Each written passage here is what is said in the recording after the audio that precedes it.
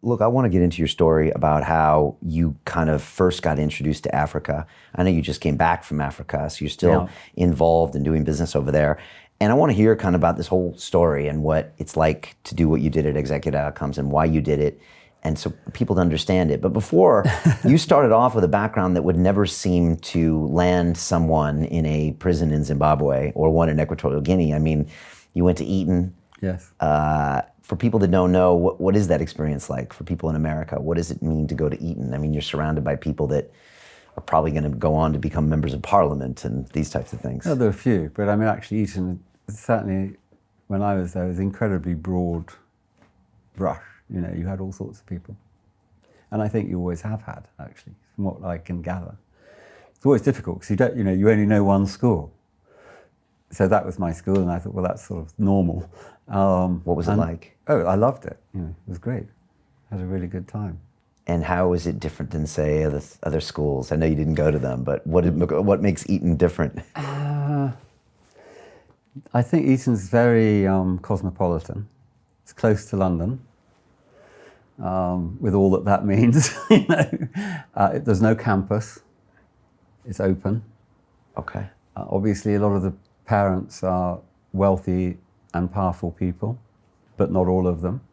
So you've got all of that interaction going on, all that complexity.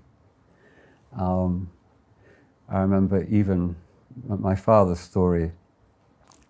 His great friend, who became the Earl of Inchcape, and his mother used to come down and visit them at Eton in the 30s in an open Rolls Royce, and she was very glamorous, with her black jazz band lover in the Rolls Royce with her.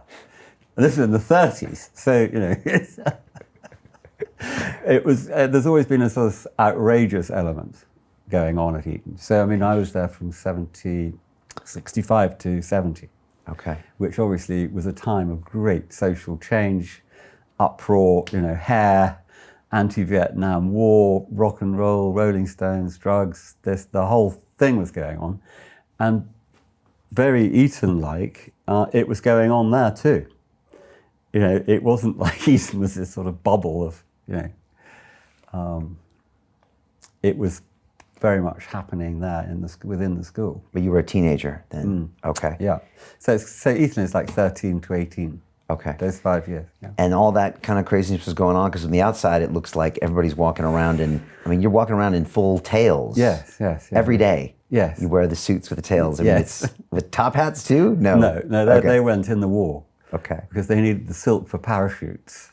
Okay. So they took that. With a great sigh of relief, the top hats disappeared. Before that, they used to wear top hats to school. Yeah. Everybody. Yeah. Wow. And yet still there was this counterculture element because it was so cosmopolitan and cutting edge and all Very this. much so, yeah. Okay. Yeah. Okay. People taking LSD. There's all sorts of things going on. Okay. It was legal back then for a few years. Yeah, well, that wasn't really my theme, but I mean, it was certainly happening. Okay. And your father was a famous cricketer. Yeah. Did you ever consider going that route? I was terrible at cricket. I tried very hard, actually, because my father and my grandfather both captained England.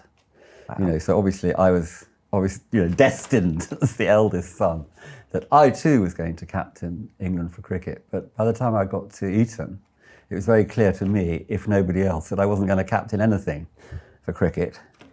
And I really tried, actually, because I thought, you know, well, this was what went on. I mean, Daddy was still working in cricket, so he was the big, you know, the big man. He was eventually chairman of the International Cricket Council and goodness knows what. Anyway, I got to Eton. I'd had enough of cricket. I knew I wasn't any good at it, and I discovered the river, which was much more fun, and so I took up rowing. Okay. Because at Eton in those days, you were either a wet bob and you rowed, or you were dry bob and you played cricket. Wet bob or dry bob? Wet bob or dry bob. There were, once you got into the upper realms of the school, you could be something that was called a slack bob, which meant that you merely played golf or tennis or athletics or something, but that was a slack bob. Okay. Did any of your children go to Eton? No, none of them. Because they didn't Sadly, no. Well, no, actually, I mean, Eton today now is that the standard is just fantastically high, academically. Right. And none of them would. I mean, actually, I suppose the two older ones might have done, but by then I was divorced, and I think my first wife, having been married to me and then divorced and then having married another Etonian, thought that she'd had more than enough of the place as it was, and the boys didn't go there. What does the attitude of an Etonian bring? Like, how would you describe someone? Well, famously, Kingsley Amis said, who was an Etonian, said of Ian Fleming, who was an Etonian, that in writing James Bond, who was a fictional Etonian, Fleming had achieved the Etonian dream of effortless success. Okay, so when I went down to Eton, I was talking to the boys because they asked me to talk down there, and I told this story. And I said, and of course we all know that success is never effortless. So maybe the Etonian dream is the appearance of effortless success. Even if it's not effortless, it must look effortless if we can do it that way. And that's what it is. Well, I don't know. That's just one way of looking at it. But the champions of Eton make it look effortless. Well, I don't know if they really do. But I mean, and I think it's like all these things. You can't generalise. But what was immensely privileged about Eton when I was there was that it really did. It was a really broad church. And I mean, if you were gay, if you were an artist, if you were a scientist, if you were an athlete, you could do that. You could be that. And people were. And because it's a big school. I mean, even then it was 1,200 boys. And it was extremely tolerant. Wow. And there was no bullying. I mean, I never encountered any real bullying at Eton, which in those days was quite unusual compared with what one heard from other schools. Yeah.